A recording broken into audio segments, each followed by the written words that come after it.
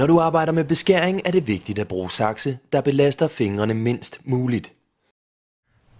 Læg mærke til, hvordan det nederste håndtag på denne saks roterer og følger håndens bevægelse, når du klipper. Denne detalje gør, at dine muskler belastes minimalt. På denne saks bruges en anden teknik. Håndtagene bevæges parallelt, dermed udnyttes de stærkeste fingres kraft optimalt. De viste sakse er stærke letvægtsmaterialer. Det giver dig bedre komfort og saksene længere holdbarhed.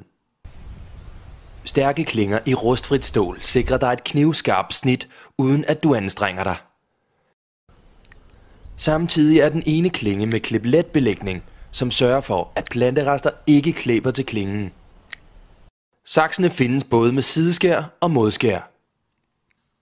Beskærersakse med sideskær er velegnet til beskæring af frisk træ, til trimning og til beskæring af roser. Beskærersakse med modskær er velegnet til at fjerne tørre, hårde og døde grene. En modskærsaks fungerer som en armbold, hvor den øverste klinge skærer gennem grenen, og klippet afsluttes, når den rammer den flade, nederste klinge.